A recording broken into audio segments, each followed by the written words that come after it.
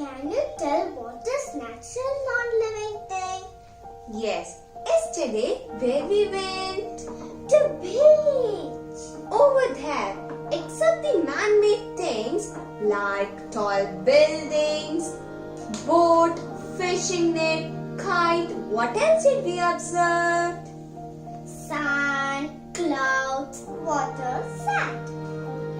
Now, these are called natural non-living things.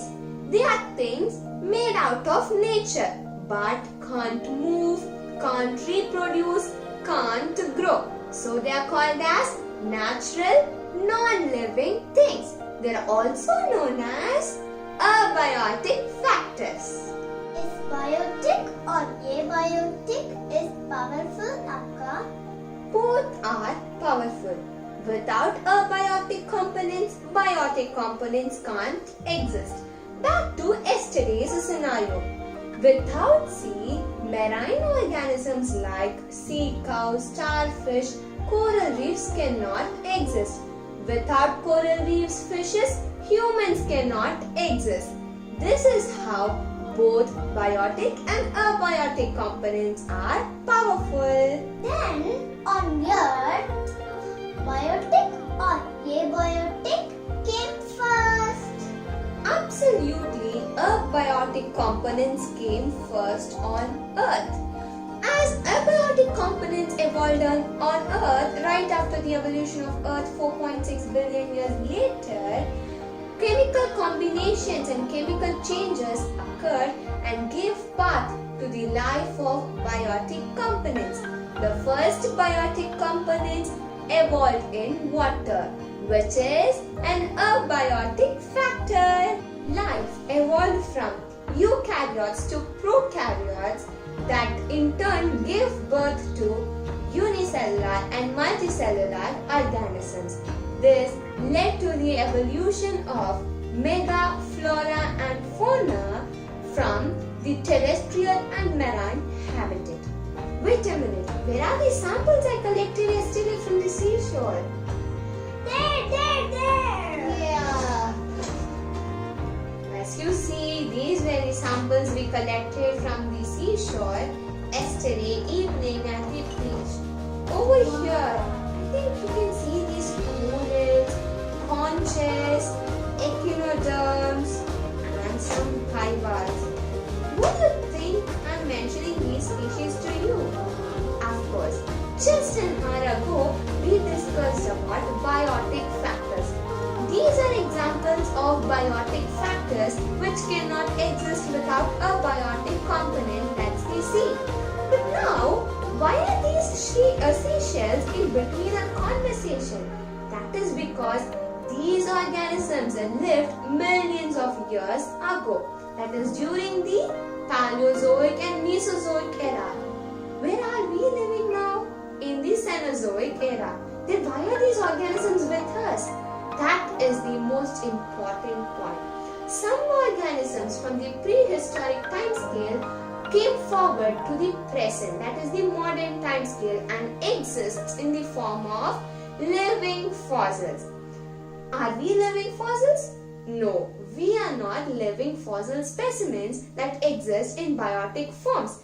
We are organisms that evolved within the Cenozoic era and are dominating the earth presently. These species are called living invertebrate marine organisms. Roar. Akka, the dinosaurs also lived million years ago. Then where the dinosaurs are gone? Now here comes the problem. Dinosaurs too existed millions of years ago, so as the scenario with the shells. But there is a small difference between these two organisms. Dinosaurs were too gigantic and relatively too dominant. They thought as if they are the most prominent organisms who are supposed to rule the earth, while these teeny tiny shells felt very sorry to live with these dinosaurs as they weren't too dominant.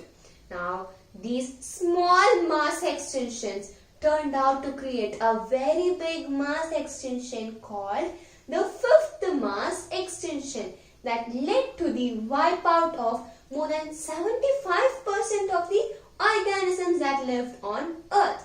One among such organisms were these dinosaurs.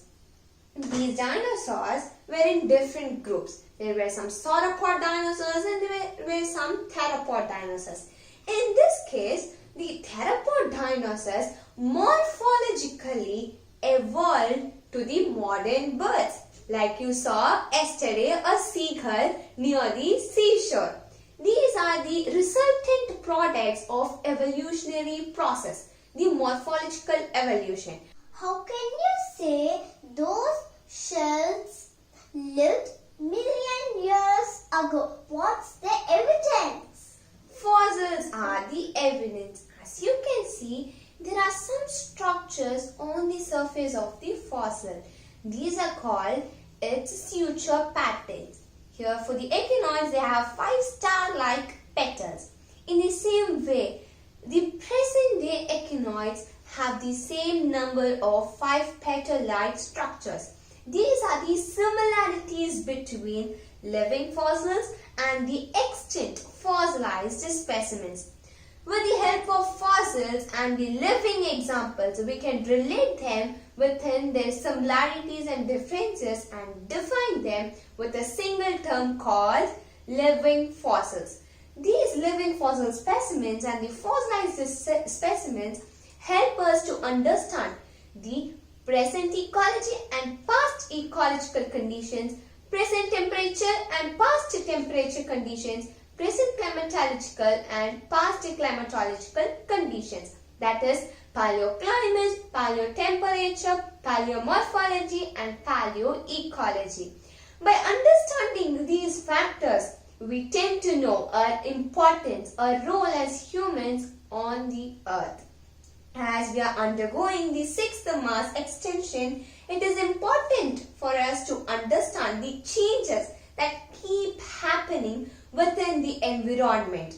Let us all take our own steps and initiative to know what are the changes, what are the fluctuations between the past and present conditions and take an wise and important decision for the near future. Now, did you understand the importance of our earth? Yes, so much, Akka. As a little kid, what are you supposed to do towards the earth? I love my earth and I save my earth. Let us all save and conserve our earth.